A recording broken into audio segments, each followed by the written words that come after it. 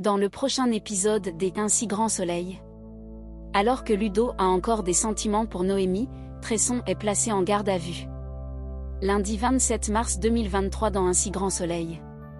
Ludo a toujours des scènes pour Noémie. Tom a passé la nuit avec Gauvin. Après l'avoir chaleureusement remercié d'avoir veillé sur l'animal en leur absence, Ludo et Noémie lui accordent sa journée de repos. Plus tard, Ludo appelle Christophe qui l'interroge sur sa relation avec Noémie. En effet, le vétérinaire surprit des regards assez révélateurs entre eux. Après avoir assuré qu'ils faisaient des films, Ludo précise qu'ils sont simplement amis. De plus, il est très amoureux de Margot et n'a pas l'intention de la quitter. Dans la foulée, Noémie rejoint Ludo et le prend dans ses bras. En effet, elle est heureuse qu'ils aient réussi à empêcher Tom de commettre une énorme erreur.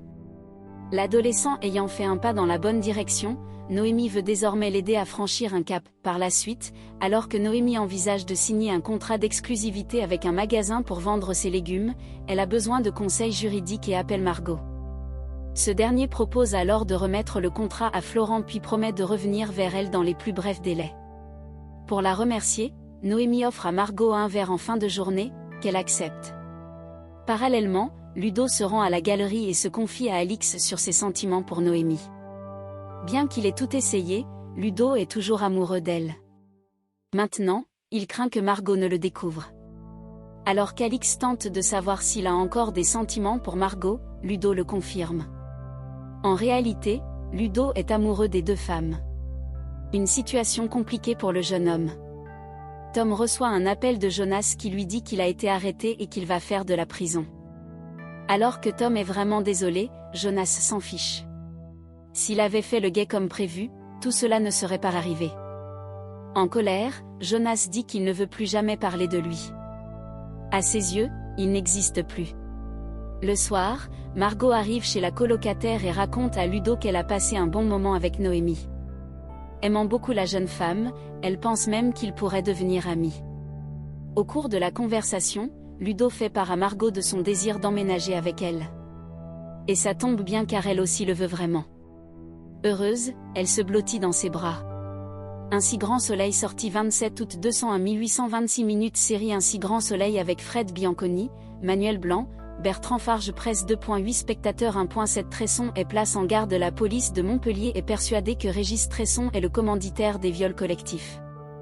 Après avoir obtenu une commission rogatoire pour perquisitionner ses bureaux, Manu et Aya s'y rendent et le mettent en garde à vue. Dans la salle d'interrogatoire, Régis est confronté à James. Si ce dernier soutient que Tresson lui a demandé de brutaliser les comédiennes jusqu'au viol, Régis nie les faits dans leur ensemble. Selon lui, James ne cherche qu'à se venger. Pourtant, James ne lâche pas prise et soutient que Régis réclamait de plus en plus de vidéos trash même sans l'accord des actrices. Alors que Régis affirme qu'il n'aurait jamais publié ces vidéos s'il avait su que les filles ont été violées, James l'insulte puis tente de l'agresser physiquement. Manu intervient alors et parvient à le calmer. À quelques kilomètres de là, Inès et Enzo reviennent des obsèques de Mélissa. Après avoir jeté une rose à la mer, Enzo remercie son amie pour le discours qu'elle a prononcé. Lui aussi aurait aimé pouvoir dire quelque chose mais malheureusement les mots ne sont pas sortis. Il se reproche donc de ne pas avoir pu dire adieu dignement à la femme qu'il aime. Après lui avoir rappelé que chacun réagit différemment à la perte d'un être cher, Inès l'exhorte à l'appeler avant de paniquer. Une fois qu'il déclare qu'il aimerait être aussi fort qu'elle, Enzo la prend dans ses bras. Parallèlement, Manu interroge Régis Tresson en présence de Maître Levard. Tresson reproche à la police de l'avoir poursuivi avant de souligner que James est le criminel, pas lui.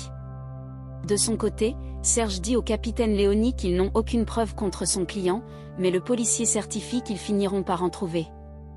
Pour Serge, c'est la parole de son client, un honnête citoyen sans casier judiciaire, contre celle d'un assassin qui vient d'avouer son crime. Et Tresson ajoute que ce crime est sordide. Des propos qui agacent grandement Manu qui lui rappelle que gagner de l'argent grâce au viol des femmes est tout aussi important. Avant que la situation ne dégénère, Aya intervient et prend le relais. Au tribunal, le juge Alphand notifie à James son inculpation pour homicide volontaire, viol collectif et traite des êtres humains.